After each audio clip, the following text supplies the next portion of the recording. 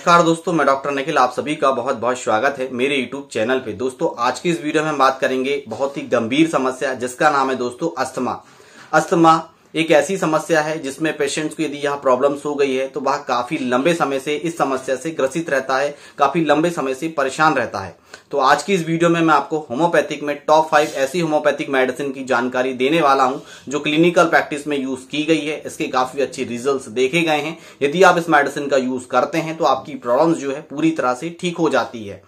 मुख्य बात यह होती है कि मेडिसिन का जो डोज होता है, मेडिसिन का जो रिपीटेशन होता है वह बहुत ही ज्यादा मायने रखता है। जब क्रोनिक केस होता है तो मिनिमम डोज और मिनिमम पोटेंसी का यूज किया जाता है।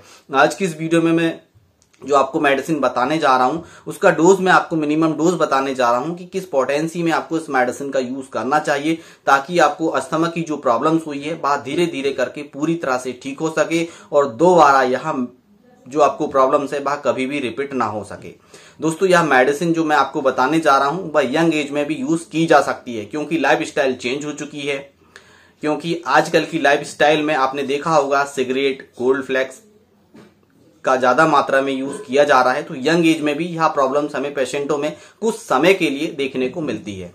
वीडियो को आप अंत तक देखें, मेडिसिन को अच्छी तरह से समझिए और मेडिसिन का यूज करके अपनी प्रॉब्लम्स को पूरी तरह से ठीक करें। तो चलिए देर न करते इस वीडियो को शुरू करते हैं। वीडियो शुरू करने से पहले यदि आप हमारे चैनल पर नए हैं, यदि आप हमारे चैनल से जुड़ना चाहते हैं तो रेड कलर की बटन दबाकर चैनल को सब्सक्राइब कर ले, बेल आइकन की घंटी को जरूर प्रेस करें ताकि सभी लेटेस्ट मेडिसिन की अपडेट सबसे पहले आपको मिल सके। दोस्तों यदि आपको किसी भी तरह की कोई भी लॉन्ग टर्म डिसीज है या किसी लंबी बीमारी से आप सफर कर रहे हैं, उससे रिलेटेड यदि आप मेडिसिन जानना चाहते हैं तो रात्रि 9 बजे आप हमारी लाइव क्लिनिक ज्वाइन कर सकते हैं। तो चलिए वीडियो को शुरू करते हैं। दोस्तों बात करेंगे अस्थमा के बारे में। अस्थमा के ऊपर एक मेरा पर्सनली वीडियो है। मैंने वीडियो में डिटेल्स में समझाया है कि अस्थमा क्या होता है, किन कारणों की वजह से हो जाता है और किस तरह के सिम्टम्स इसमें हमें देखने को मिलते हैं। हम यहाँ बात करेंगे ओनली फॉर मेडिसिन के बारे में कि किस मेडिसिन का यूज करके, किस पोटेंसी में हम मेडिसिन का यूज करके इस प्रॉब्लम को पूरी तरह से ठीक कर सकते हैं। क्योंकि मेडिसिन का यूज बहुत ही ज्यादा मायने रखता है, मेडिसिन का डोज बहुत ही ज्यादा मायने रखता है। तो आप अच्छी तरह से समझिएगा। यदि आपको अस्थमा की प्रॉब्लम है और आपके परिवार में, फैमिली में यदि किसी को अस्थमा की प्रॉब्लम्स है तो यह वीडियो उन तक जरूर शेयर करें ताकि वह भी इस मेडिसिन का यूज करके अपनी प्रॉब्लम्स को पूरी तरह से ठीक कर सके। तो दोस्तों पहले नंबर पे आती है बहुत ही इफेक्टिव होम्योपैथिक मेडिसिन जिसका नाम है दोस्तों इपिकाक। इपिकाक जो मेडिसिन है उसका यूज अस्थमा में किया जाता है। पेशेंट को सांस लेने में बहुत ज्यादा दिक्कत होती है और पेशेंट की छाती में जो कफ जम जाता है उसमें गड़गड़ाहट का साउंड सुनाई देता है। गड़गड़ाहट का जो साउंड होता है वह 2 मेडिसिन में पाया जाता है। पहले नंबर पे आता है इपिकाक और दूसरे नंबर पे आता है एंटिमटाट। यह नाम तो आपने सुना होगा और आप इस नाम से बहुत ही ज्यादा परिचित होंगे। तो इसमें थोड़ा सा डिफरेंस हमें यहाँ देखने को मिलता है। इपिकाक का जो कफ होता है, छाती में जो कफ जमता है और गड़गड़ाहट का जो साउंड सुनाई देता है, उसमें जो कफ होता है वह प्रॉपर तरीका से बाहर निकल जाता है। पेशेंट उल्टी करके जब कफ की उल्टी होती है तो वह कफ बाहर निकाल देता है। पर एंटिमटाट में ऐसा नहीं होता। छाती में काफी मात्रा में कफ जमा होता है, गड़गड़ाहट का साउंड सुनाई देता है पर कफ प्रॉपर तरीका से निकल नहीं पाता। कफ को निकालने में पेशेंट को बहुत ज्यादा तकलीफ का सामना करना होता है। तब पेशेंट को एंटिमटाट दी जाती है। और जब पेशेंट के छाती में कफ जम जाता है, साउंड सुनाई देता है और पेशेंट खांसते खांसते वोमिटिंग कर देता है, तब पेशेंट को इपिकाक मेडिसिन देने की आवश्यकता होती है। इस तरह से दो मेडिसिन को हम डिफरेंस करके पेशेंट्स यदि मेडिसिन देते हैं तो पेशेंट की जो अस्थमा की प्रॉब्लम्स होती है वह पूरी तरह से ठीक हो जाती है। बात आती है पोटेंसी की कि किस पोटेंसी में हम इस मेडिसिन को यूज करें। मेडिसिन कभी भी अस्थमा में 30 पोटेंसी से यूज करनी चाहिए। कभी भी हायर पोटेंसी में इस मेडिसिन का यूज नहीं करना चाहिए क्योंकि क्रोनिक डिसीज होती है और लोअर पोटेंसी में हम मेडिसिन यूज करते हैं, लॉन्ग टाइम यूज करते हैं तो पेशेंट की प्रॉब्लम ठीक हो जाती है। बार बार पेशेंट की यह प्रॉब्लम रिपीटेशन नहीं होती। इस बात का आपको विशेष ध्यान रखना चाहिए। 30 पोटेंसी में यूज करेंगे, 4 बूंद सुबह और 4 बूंद शाम को। पेशेंट को ज्यादा तकलीफ होती है तो 3 बार भी इस मेडिसिन का रिपीटेशन कर सकते हैं। ठीक है, तो इस तरह से आप मेडिसिन यूज करेंगे। दूसरे नंबर पे आती है बहुत ही इफेक्टिव होम्योपैथिक मेडिसिन जिसका नाम है दोस्तों आर्सेनिक एल्बम।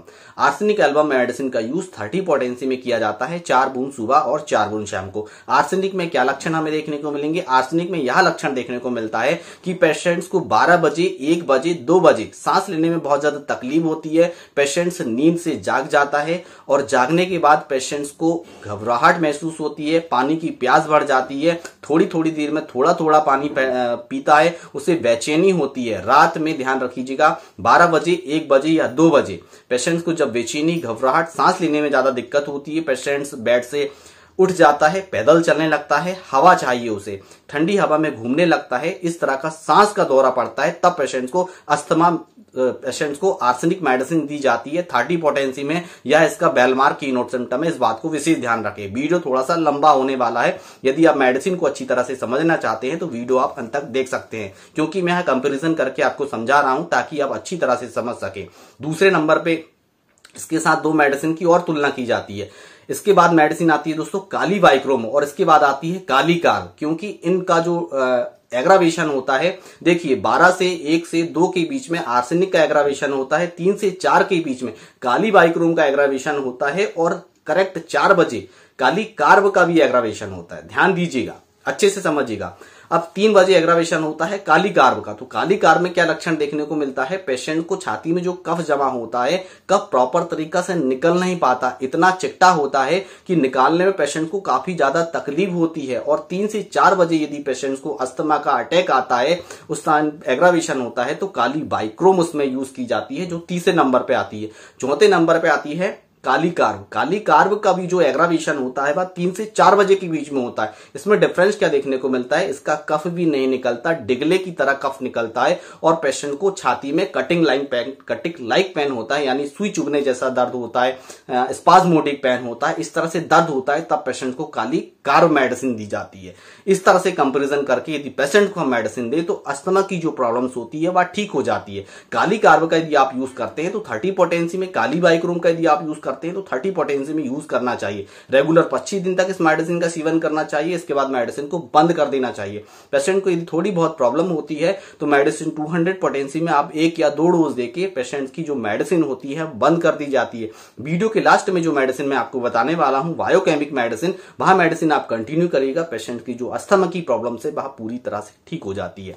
नेक्स्ट मेडिसिन आती है दोस्तों गोल्डन मेडिसिन, जिसकी जितनी तारीफ की जाए उतनी कम है। जिस तरह से हार्ट की प्रॉब्लम पेशेंट को हो जाती है, जिस तरह से डिजिटलिस का नाम लिया जाता है, इसी तरह से इस मेडिसिन का नाम लिया जाता है, जिसका नाम है ब्लाटा ओरिएंटलिस।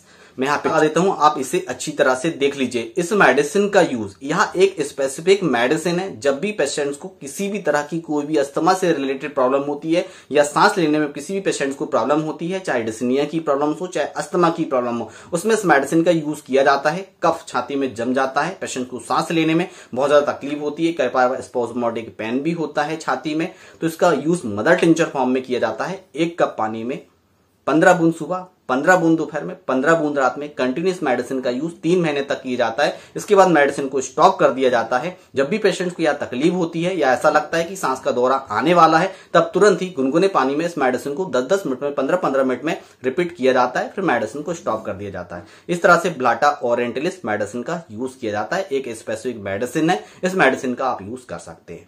नेक्स्ट मेडिसिन आती है दोस्तों कार्बोवेज। कार्बोवेज मेडिसिन का यूज बुजुर्गों में किया जाता है। जब पेशेंट को काफी क्रोनिक डिसीज हो जाती है, पेशेंट्स को सांस लेने में बहुत ज्यादा दिक्कत होती है, उनकी जो पल्स रेट होती है वह बहुत ही ज्यादा कम हो जाती है। पेशेंट्स को ऐसा लगता है कि अगली सांस आएगी या नहीं आएगी, इतना कमजोर हो जाता है, सांस लेने में इतनी ज्यादा दिक्कत होती है, पेशेंट्स उठ के बैठ नहीं सकता, इतना ज्यादा कमजोर हो जाता है, जब कार्बोवेज मेडिसिन का यूज करना चाहिए। मैं तो आपको यही कहूंगा, जितने भी पेशेंट्स है 70+ है तो उन्हें कार्बोवेज मेडिसिन आप दे सकते हैं। 30 पोटेंसी में 4 बूंद सुबह और 4 बूंद शाम को 2 महीने तक कंटिन्यू करिए। उसके बाद मेडिसिन को स्टॉप कर देना है। फिर कभी अस्थमा का अटैक जैसा आपको ऐसा लगता है तब आप मेडिसिन का यूज कर सकते हैं। बाकी आपकी जो भी एक सिंगल मेडिसिन है वह मेडिसिन आप यूज कर सकते हैं। कार्बोवेज एक बहुत ही अच्छी मेडिसिन है, बुजुर्ग में बहुत ही अच्छा काम करती है, अस्थमा के केस में बहुत ही अच्छा काम करती है, या संजीवनी बूटी के नाम से भी जानी जाती है। होम्योपैथिक में इसकी जितनी तारीफ की जाए उतनी कम है। इसके ऊपर मेरा पर्सनली वीडियो है, वह वीडियो भी आप देख सकते हैं। नेक्स्ट मेडिसिन आती है दोस्तों नाइट्रम सल्फ। नाइट्रम सल्फ में आप पिक्चर लगा देता हूं, आप इसे अच्छी तरह से देख लीजिए। इस मेडिसिन का यूज 12x पोटेंसी में, 6x पोटेंसी में यूज किया जाता है।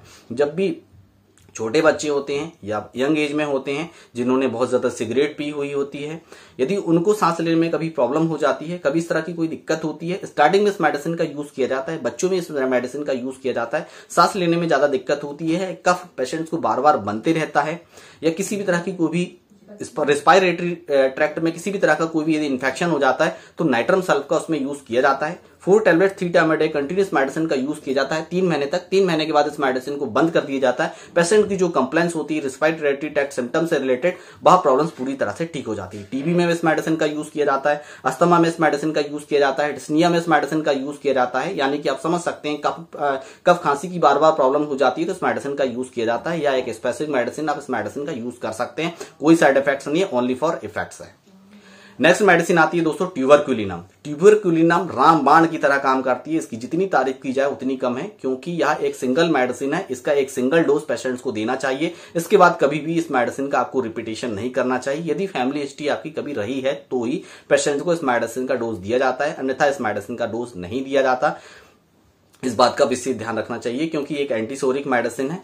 इस बात का आपको विशेष ध्यान रखना है। लास्ट मेडिसिन है दोस्तों अस्थमा के लिए बायो कॉम्बिनेशन नंबर 2 आता है। मैं आप पिक्चर लगा देता हूं, आप देख लीजिए। हर पेशेंट्स को यह मेडिसिन दी जाती है। कम से कम इस मेडिसिन का सेवन 6 महीने तक किया जाता है। इसके बाद मेडिसिन को बंद कर दिया जाता है। पेशेंट्स को क्रोनिक डिसीज है तो 1 साल भी इस मेडिसिन का यूज कर सकते हैं। किस तरह से करना है?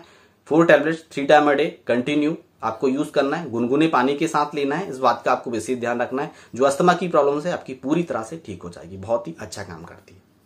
दोस्तों यदि आपको समझने में कोई तकलीफ हो, कोई भी कंफ्यूजन आ रहा है तो कमेंट बॉक्स में आप पूछ सकते हैं। या अस्थमा से आप लॉन्ग टर्म समय से सफर कर रहे हैं, यदि आप ऑनलाइन कंसल्ट करना चाहते हैं तो डिस्क्रिप्शन बॉक्स के नीचे पूरी जानकारी दी गई है। स्क्रीन में मैं अपना व्हाट्सएप नंबर दे देता हूं, आप हमसे भी ऑनलाइन कंसल्ट कर सकते हैं। तो आशा करता हूं दोस्तों यह वीडियो आपको अच्छा लगा। वीडियो को लाइक करके रेड कलर की बटन दबाकर चैनल को सब्सक्राइब करके बेल आइकन की घंटी को जरूर प्रेस करें, ताकि सभी लेटेस्ट मेडिसिन की अपडेट सबसे पहले आपको मिल सके। दोस्तों आज के वीडियो में बस इतना ही, फिर मिलते हैं नेक्स्ट वीडियो में। तब तक के लिए जय हिंद, जय भारत, वंदे मातरम।